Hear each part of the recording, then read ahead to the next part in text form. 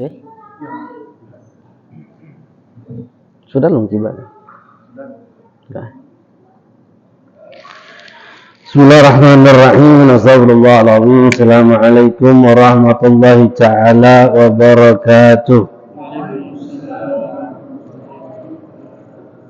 Alhamdulillah, salatu wassalam ala rasulillah Muhammad bin Abdullah wa alihi wa sahbihi wa mawala wa la hawla wa la quwata illa billah, amma ba'd. Awal aba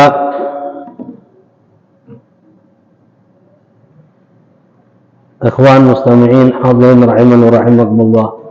Alhamdulillah, alhamdulillah atas segala sesuatu yang Allah berikan kepada kita, terutama nikmatul Islam, nikmatul iman, nikmat kita dijadikan umat Nabi Muhammad SAW.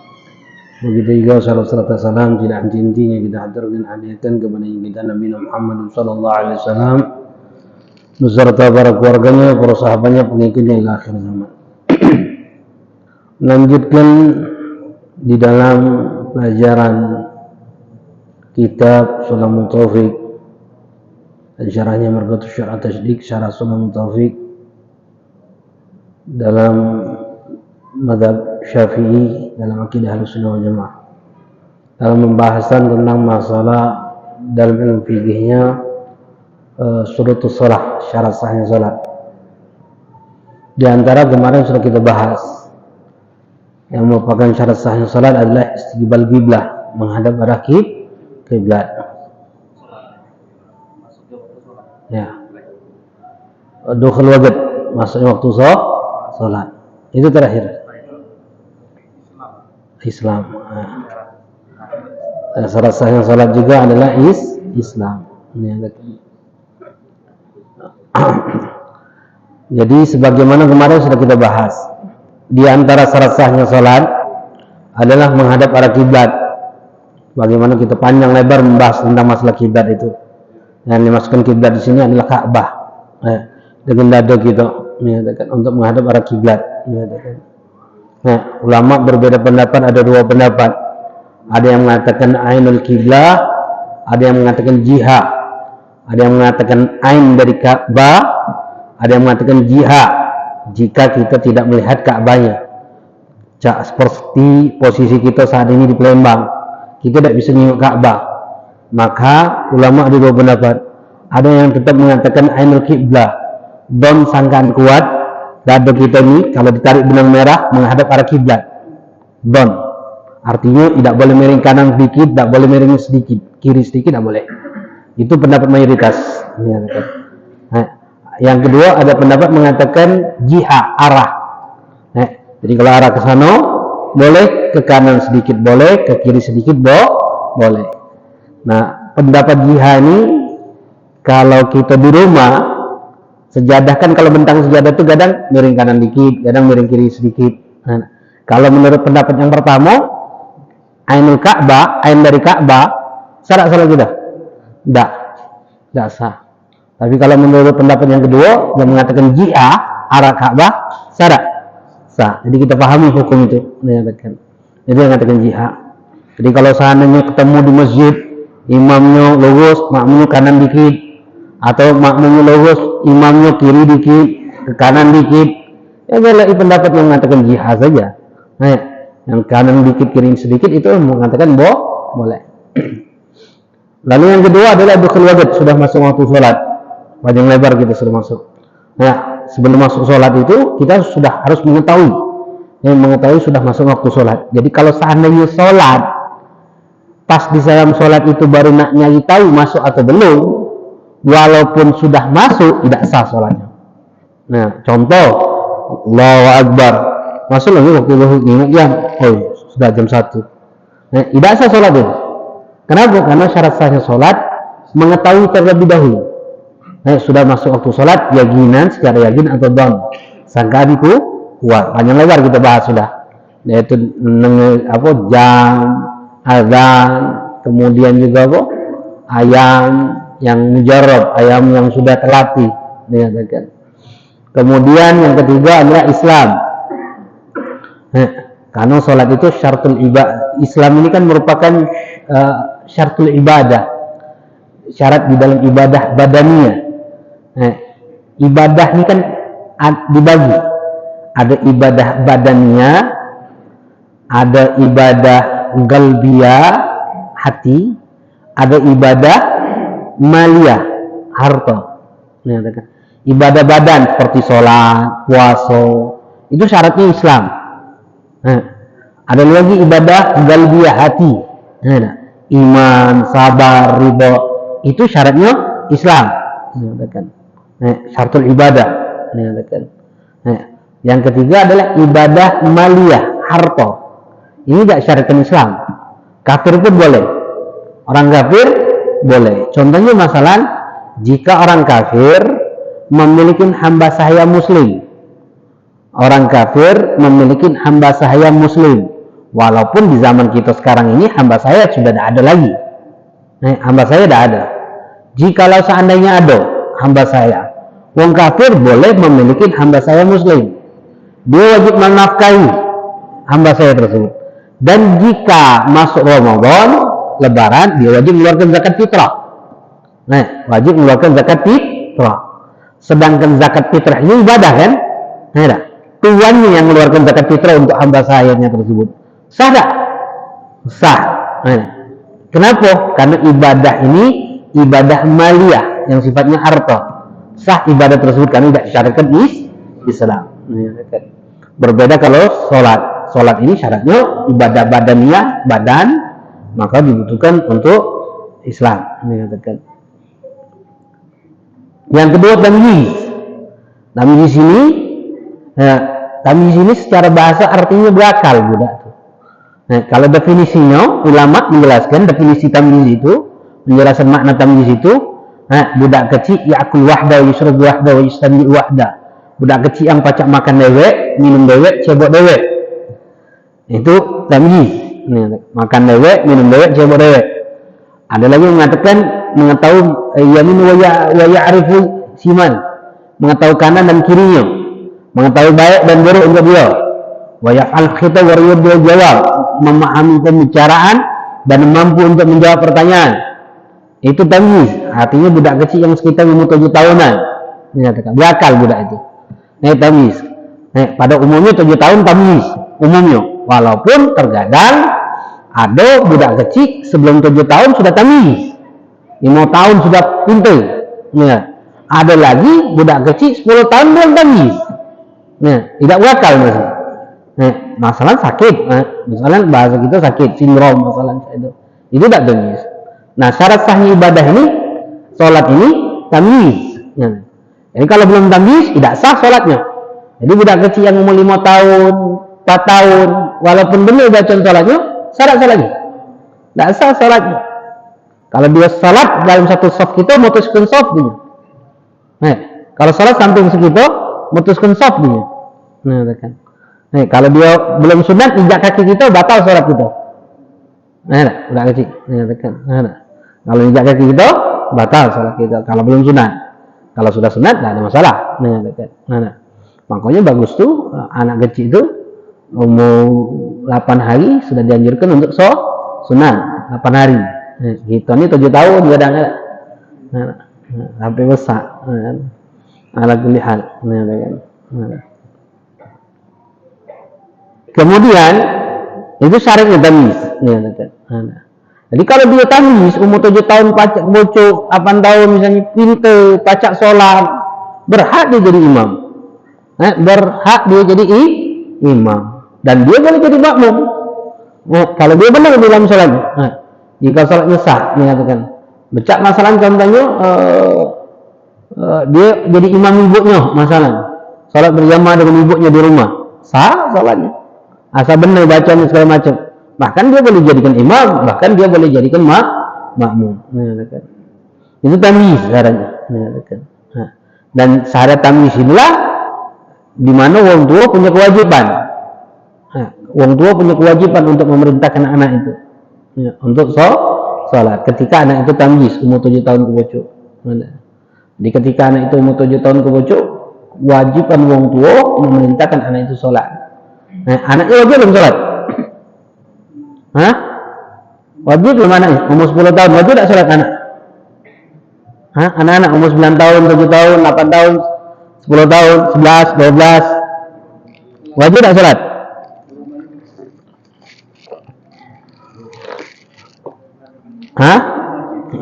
Tidak wajib. Tidak wajib. Kapan diwajibkan? Balai. Diwajibkan balai. Kalau balai baru wajib. Baru hukum syariat itu berlaku. Wajib Arab itu baru berlaku kapan? Kalau sudah balai. Kalau belum balai berlaku?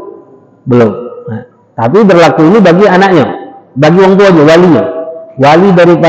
Wali daripada orang tua tersebut, anak tersebut, untuk memerintahkan anak itu sholat umur 7 tahun. Umur 7 tahun, ketika umur 10 tahun, 9 tahun ke 10 wajib memukul. Wajib. Jadi kalau anaknya kesiangan, wajib dipukul. Wajib dipukul. Anaknya tidak sholat, wajib dipukul. Tidak boleh dilepaskan. Tidak boleh dimaafkan. Hukumnya wajib itu. Ingat ya. Jika tidak dipukul, maka yang dosa siapa? Orang tuanya. Hati-hati itu. Kesian. Tidak boleh kesian. Kan ini syariat ini. Wajib pukulan itu. Tapi ingat, mukul anak itu bukan tujuannya untuk menyakiti anak, bukan. Tamrin, latihan. Jadi budak itu terlatih untuk memperhatikan sholatnya. Membaca digebuk. Coba, umur 20, 18, 19 tinggalkan sholat, coba gebuk. Tajangnya sedikit. Dan anaknya tahu banyak orang tua tuh ngeluhkan anaknya yang durhaka mau dia, tinggalkan sholat, tidak sholat, banyak. Fala talumu illa nafs. Tidak ada dia boleh nyalakan orang lain kecuali diri dia dewe. Salahkanlah diri dia. Kenapa semasa anak-anak dia tidak memperhatikan tarbiyah anaknya. Dan setiap anak itu meninggalkan sholat, dia bakal bertanggung jawab di hadapan Allah nanti. Karena lalai di dalam tarbiyah. Jadi Allah, makanya kita nih jangan model man anak kalau suruh man anak cepat, urus anak dah galak. Begitu juga cocok sama. Dia tahu anak kita. Kau tak cermat anak. Kalau kau tak becus mendidik anak. Berapa? Anak ini menengkati di dunia dan akhirat. Baca. Kalau di dunia dia sudah ngesak di hati, apalagi di akhirat. Alhamdulillah, alhamdulillah. Makanya hati-hati dengan anak-anak. Amanat anak itu berat pertanggung jawabannya. Menjadikan anak itu menjadi anak soleh dan soleha. Baik anak laki-laki dan anak perempuan. Makanya pasang target. Kalau kita punya anak laki-laki, target kita jadikan dia sebagai seorang bapak yang soleh yang akan mengurus anak-anaknya. Itu target kita. Kalau kita punya anak betina, target kita jadikan apa? Istri salehah bagi suami. Itu target kita. Tidak usah muluk-muluk. Jangan target yang lain. Itu deh target kita. Kalau dia lanang, target kita adalah jadikan dia suami yang soleh, bapak yang soleh, bertanggung jawab terhadap istrinya dan anak-anaknya. Kalau dia betina, target kita istri soleha, tidak lebih dari itu.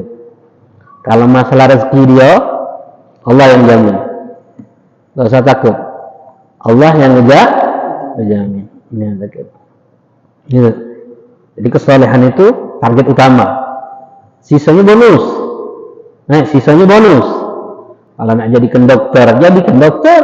Nak jadikan pedagang, jadikan pedagang. Nak jadikan polisi, TNI, nak jadikan apapun, silakan. Silakan. Tapi kalau tidak soleh, tidak bertakwa, tidak ada rasa takut kepada Allah, kalau dia jadi polisi serem gini, tidak takut sama Allah. Jadi dokter yang nindas, yang duit. tak ganti segitu. Nah, kalau jadi pedagang dia bakal khianat, kalau jadi pejabat dia akan khianat. Kenapa tidak ada rasa takut sama Allah? Jadi target kita jadikan anak-anak kita anak yang saleh dan salehah. Kemudian ilmu bifardiyatiha, mengetahui kewajiban di dalam sholat. Nah, di antaranya mengetahui kewajiban di dalam sholat. Ya, kan?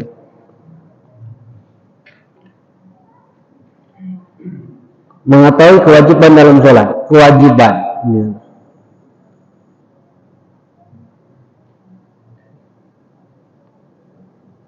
Dia harus paham. Syarat sah sholat dia harus mengetahui sholat 5 waktu itu hukumnya wajib. Sholat jenazah, apa hukumnya? Wajib atau sunnah? Wajib. Jadi kalau yakini sholat jenazah itu sunnah, nggak sah. Karena anak temu ada wong pemahaman ternyata dia berpikir sholat jenazah itu sunnah. Nah, ya kan. Berarti selama itu hukumnya tidak sah sholatnya. Ya, kan. Karena syarat sah sholat dia harus mengetahui hukum kefarduan, kewajiban itu.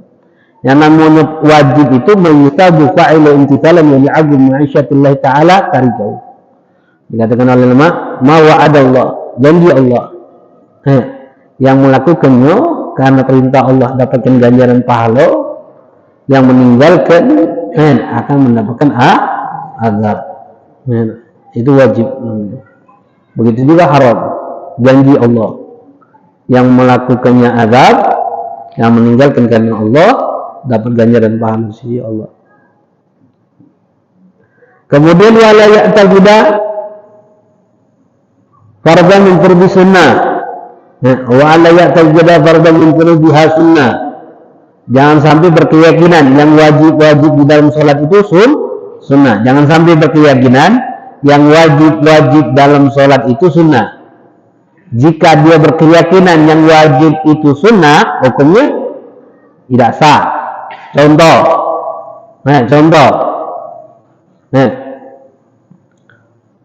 Baca Al-Fatihah wajib apa sunnah? Membaca bismillah di dalam surat Al-Fatihah wajib apa sunnah? Jika berkeyakinan yang wajib itu sunnah, tidak sah salatnya.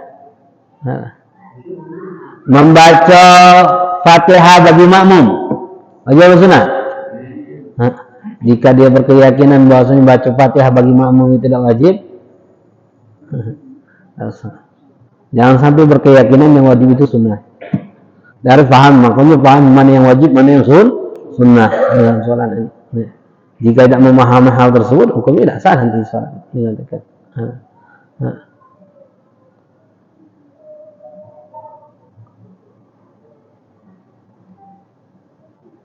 Bahkan di sini katakan oleh ulama, fala itaga ala auju ana jami' af'aluha fardhan sahah. Kalau ada orang berkatakan beb anaknya yakini apa yang dilakukan salat itu wajib galau. Tasyahudul awal apa hukum wajib, qunut apa hukum wajib galau. Sah kata ulama. Atau anaknya yakin beb ada yang wajib, ada yang sunnah dalam salat itu, cuma tidak tahu yang mana. Anak yakin ada yang wajib, ada yang cuma tidak tahu yang mana. Sah tidak? Sah juga. Tapi jika meyakini yang wajib itu sunnah, hukumnya tidak sah. Jadi hati-hati. Makanya di dalam sholat itu kan ada yang wajib, ada yang paham yang mana wajib, mana yang sunnah. Yang wajib kita ada berapa? Wajib itu dibagi 4. Ada rukun ucapan, rukun perbuatan, rukun hati, rukun maknawi. Yang rukun ucapan ada berapa? 5. Yang pertama takbiratul ihram, Fatihah, tahiyat akhir, salawat dalam tasyahud akhir, salam. 5 ini wajib. Ucapan yang diwajibkan dalam salat. Selain ini hukumnya sunnah. Selain ini hukumnya sunnah. Yang kedua perbuatan. Yang pertama tegak dalam salat wajib. Yang kedua ruku, i'tidal, sujud, duduk dan sujud, duduk tasyahud akhir. Itu yang wajib. Lalu yang rukun hati yaitu niat. Rukun maknawi ada 2. Yang pertama tertib. Yang kedua adalah tumakninah. Tumakninah di dalam 4 tempat. Tumakninah ketika ruku, i'tidal, sujud, duduk dan terus sujud. dikatakan. Nah, ini yang dikatakan rukun maknawi. Secara makna rukun ini kati, bentuknya tidak kati. Jangan sampai berkeyakinan yang wajib-wajib itu Nah, jika meyakini yang wajib itu sunnah, nanti hukumnya tidak sah. Jadi dengan hati-hati. Hati-hati. Kemudian wasatru bima yastru bihi lawn al-bashar al-jami' badan hurra ila al-wajha wal kafain wasatru ma baina surra wa qba li dzakar wal amma min kulli jawanibi la min asfal. Yang terakhir di dalam syarat sahnya salat adalah menutup aurat. Satru aurat, satar, dikatakan. Wasatru bima yastru bih launul basyarah, dikatakan. Menutup aurat, satar penutup di dalam hukum yang dianggap penutup ini, satir ini, penutup ini, syaratnya dua kok. Ingat ya, syarat satir itu dua. Yang pertama apa? Lahu juri, ada penghalang. Ada penghalang, baik cat kain, cat, kan tidak ada penghalang kan? Mengatakan. Kalau warna pacar, ada penghalang. Arti, mengatakan. Ada penghalang. Pacar ada. Tinta, pulpen, coretan tinta, ada penghalang. Arti, mengatakan. Syaratnya harus ada penghalang. Yang kedua, yasturu bihi launal basyarah. Menutup warna kulit,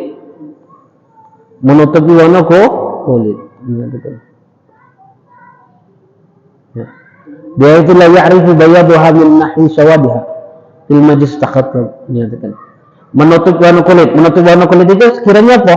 Sekiranya tidak kejingoan warna kulit putih dan hitamnya dan jarak majlis takhattub, majlis pembicaraan itu 1 dirok setengah. Kurang lebih 1 meteran, 1,5 meter, 3 dirok. Majlis takhattub itu 3 dirok.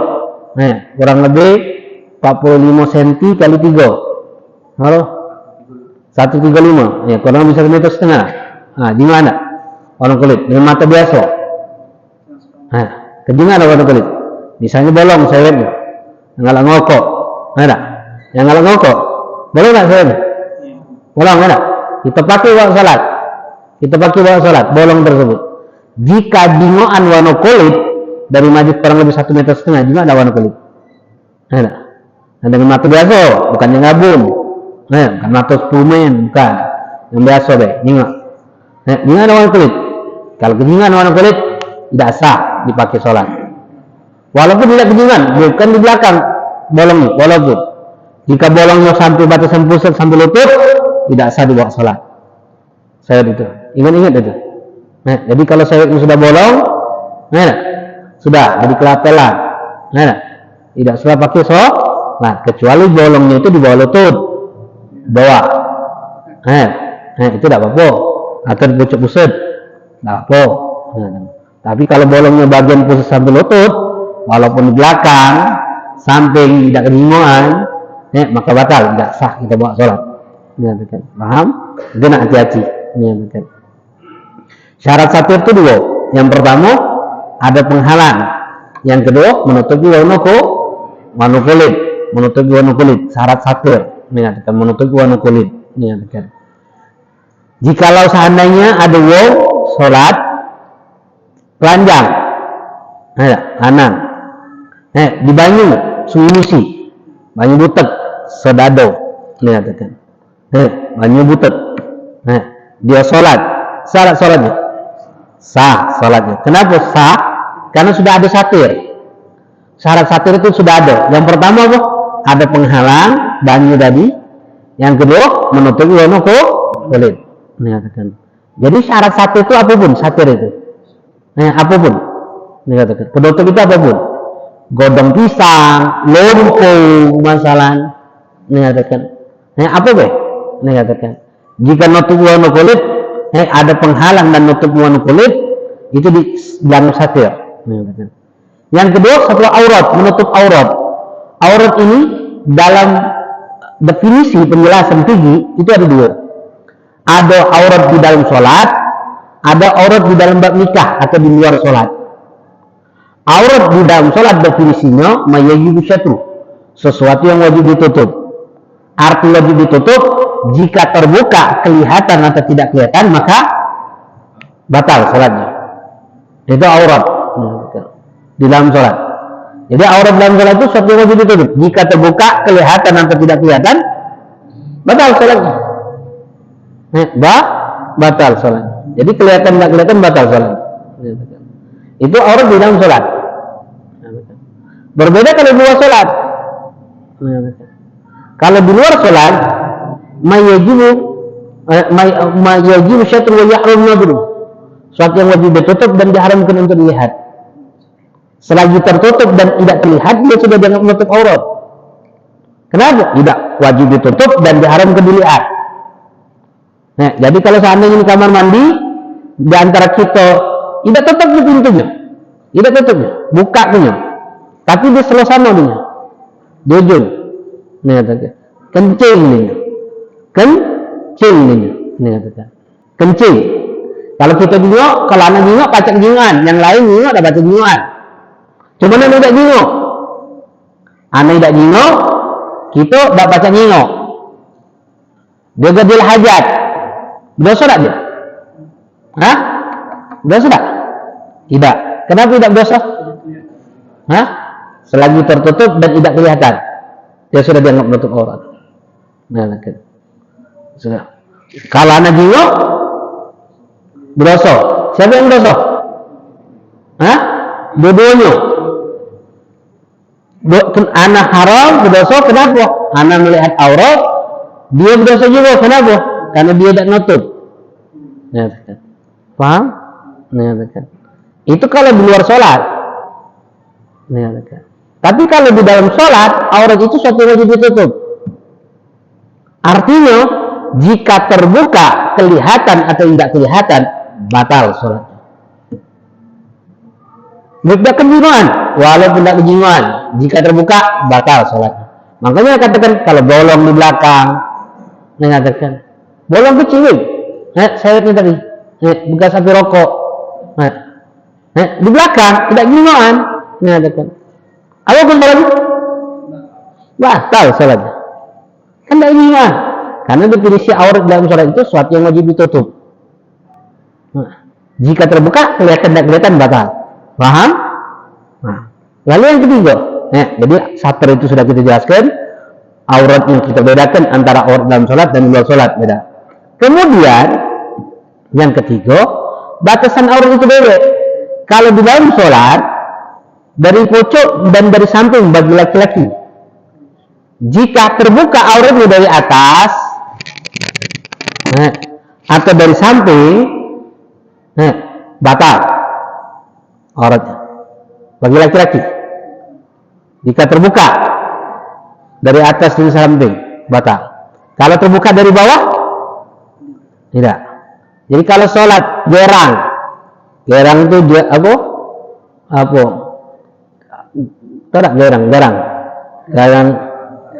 Apa dia namanya bahasa Indonesia? Garang bahasa Indonesia bang garang ya? Mana? Sebelah mampu bahasa Indonesia. Apa dia garang? Teras. Teras yang di pinggir sungai mana? Rumah-rumah pinggir sungai kan papan susun. Tidak rapet. Ngang-ngang dikit-dikit. Pinggir sungai. Kalau kita di bawah itu jingoan. Kalau kita di bawah rumah panggung itu jingoan. Nah, kalau lanang sholat, ada uang intip dari bawah, onlinenya. Tidak sempak pula deh. Salah sholatnya? Salah? Karena dari bawah, walaupun kejingoan. Kenapa? Karena aurat dalam sholat itu dari pojok samping. Jika terbuka dari pojok dan dari samping, batal. Jadi kalau sholat pakai baju ini, celana bawah pusat, tidak pakai baju kaos, sholat pas rukuk terbuka tak? Buka. Yang kena kejingoan, batal tak sholatnya? Batal. Kejingoan tak kejingoan jika terbuka batal sholatnya. Paham? Makanya hati-hati kaos. Baju yang kita renggang atau renggang terbuka dari samping. Beda bagi perempuan. Bagi perempuan ini aurat perempuan pojok, samping, bawah itu aurat di dalam sholat. Jika terbuka, kelihatan atau tidak kelihatan, batal sholatnya. Contohnya, mengkena putusan. Betina itu kalau makin mengkena putusan, terbuka tidak auratnya? Buka. Terbuka di mananya? Hah? Pas terbuka, kan mengkena putusan, terbuka. Ini nah, buka auratnya sini. Ada? Paham? Jadi menyebabkan sholatnya tidak sah. Rata-rata perempuan-perempuan kita sholat di rumah itu, mengkenanya putusan tidak? Nggak tonggit ini. Tidak sah sholatnya. Menyatakan, wah, makin ngomong main ada yang nanya, ibu, ngapa di Mekah tuh uang mati putusan galau? Banyak sholat pakai putusan galau. Menyatakan enggak nanya. Nah itu di luar mazhab Syafi'i, ya macam-macam. Tapi dalam mazhab Syafi'i aurat itu atas, samping, bawah. Kalau di luar mazhab Syafi'i macam-macam nanti pendapatnya. Pakai kudung biasa sudah cukup perempuan itu di luar mazhab Syafi'i. Tapi kalau Syafi'i tidak. Jadi kalau sholat betina digagang tadi, sholat betina tadi, sah sholatnya? Hah? Tidak sah. Walaupun makin kena putusan, langsungan, sah tak? Tidak sah, karena terbuka dari bawah. Walaupun tak kata ngintip, walaupun tak kata ngintip, makanya, cak mana caranya? Perempuan itu. Yang penting jangan kebingungan dari pucuk, samping dan bawah, itu baik. Jadi kalau mengkena putusan itu sama mana? Dia itu pakai jilbab deh. Jilbab, ada. Jilbabnya masuk ke dalam baju, ada. Dapat kan? Jilbabnya masuk ke dalam baju. Terus pakai baju tangan panjang, daster misalnya. Nah, tutup sini pakai kekawit. Ada. Pakai kekawit sini. Kebut, ada. Kemudian mengkenanya putusan itu tak naik. Makanya telapak kaki perempuan lagi aurat, telapak batin kaki aurat, telapak kaki. Bagi perempuan aurat nggak? Aurat, aurat. Nah kalau dia makin lurusan, bumi ini jadi satunya, jadi penutupnya. Jadi penutupnya. Makanya kalau dia sholat terbuka sedikit daripada kakinya, apa yang paling batal. Kemudian rambutnya kebuka, apa kemudian batal. Aurat laki-laki, aurat perempuan, seluruh rambut dari ujung rambut sampai ujung kaki di dalam sholat ini, kecuali wajah dan telapak tangan. Telapak tangan ini zahir dan batin. Ini zahir, ini batin. Ini yang boleh terbuka. Ini yang boleh terbuka. Dan wajah ini batasannya tempat tumbuh rambut sampai dagu. Dagu ini aurat bukan? Batasan. Jadi kalau bawah ini aurat bukan? Aurat. Jadi lah betina kita, istri kita. Makin mengkena. Makin mengkena. Terbuka tak sini? Hah? Sah tak sholatnya? Tak sah. Makin jilbab. Bini kita makin jilbab. Hah? Terbuka tak sini? Hah? Dosa tak? Saya yang dosa? Hah? Lakinya no rajin majlis, Masya Allah. Ada umroh tiap tahun lakinya. Ada. Kita tahajud lakinya, Masya Allah lakinya. Fikir mati masuk surga lakinya. Bininya, fikir Masya Allah makin jilbab rapi. Dagu ni terbuka.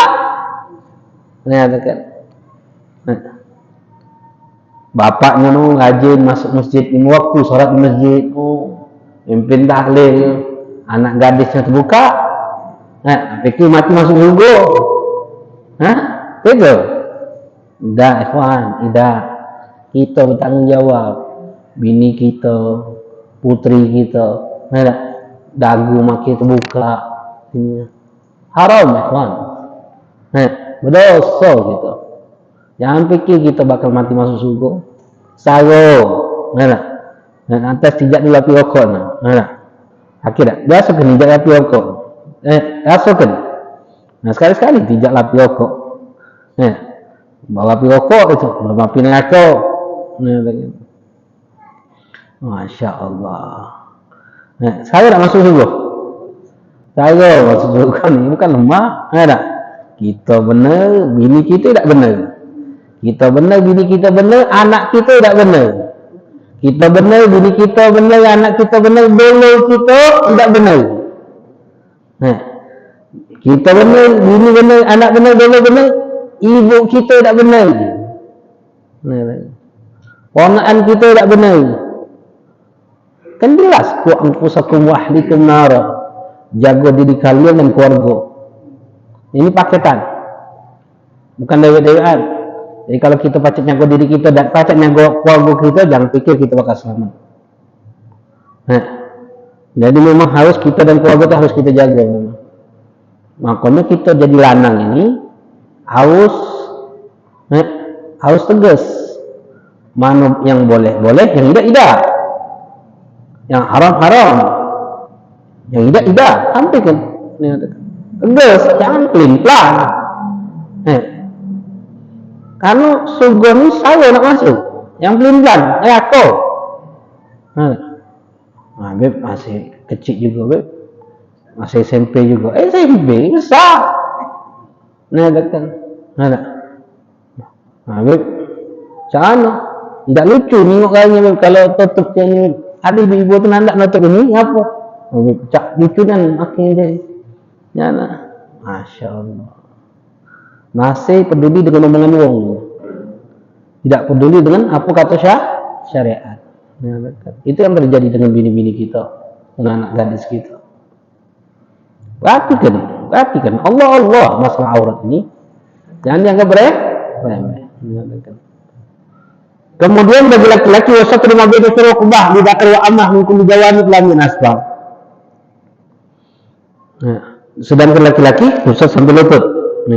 Di dalam salat.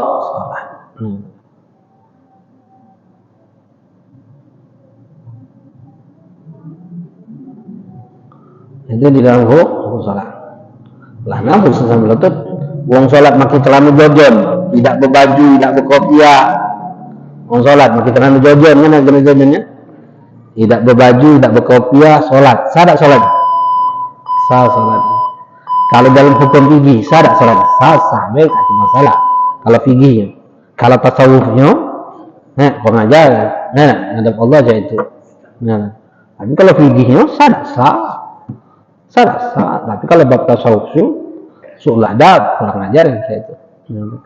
Makanya kita tuh diperintahkan oleh Allah untuk sebagus-bagusnya ketika di dalam sholat pakai gamis, pakai sal, kopiah, baju berlapis, pakai jubah, pakai imamah, itu sunnah.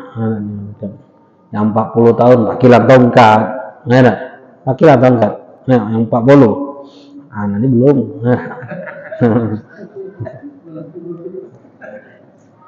Sunnah, biar kita tuh paham, tua gitu tuh, lagi yang tua tuh yang muda baca tua, yang tua mati, yang tua tuh mati, yang tua nih siap-siap lah, yang muda kemungkinan besar hidup, kemungkinan besar mati, tapi ada kemungkinan hidup, tapi kalau yang tua tak ada lagi kemungkinan tua lagi tak mungkin, yang ada pasti mati. Jadi siap-siap lah, perhatikan anak bini, jangan sampai mati anak bini pakaiannya tidak pantas.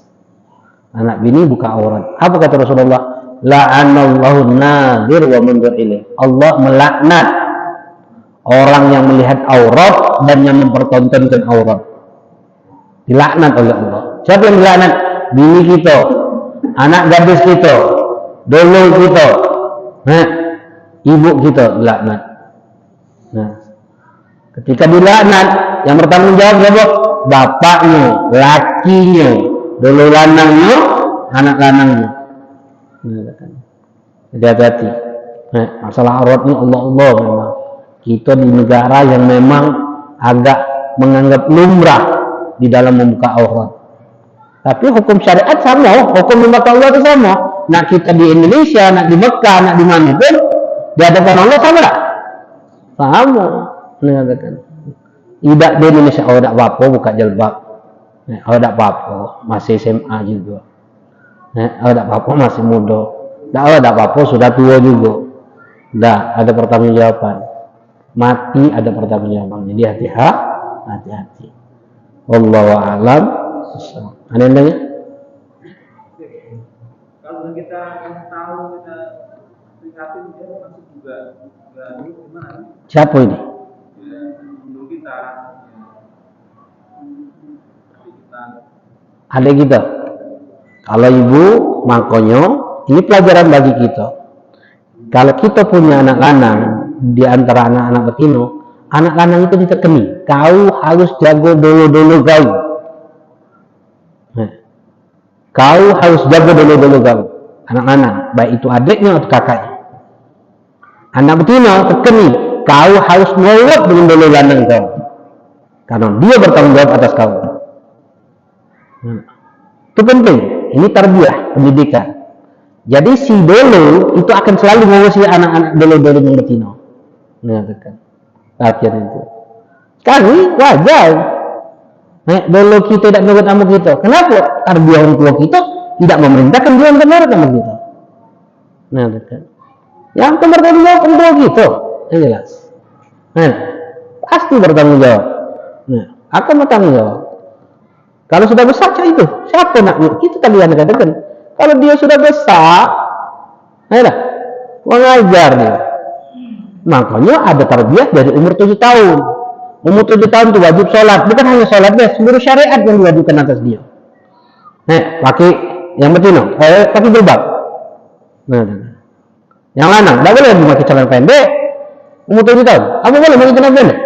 Tidak boleh. Baik SD, panjang kan celananya. Yang kita dengan patokan SD nak pakai celana pendek tetap ada pertanggungjawaban itu. Yang perempuan pakai jilbab itu dari kecil sudah. Jadi ketika besar dia sudah mulai aturan itu. Kalau sudah dia menginjak nurut, pertanggungjawaban tetap. Sampai kapan? Sampai dia mati atau kita yang mati. Terus nasihati, terus doakan.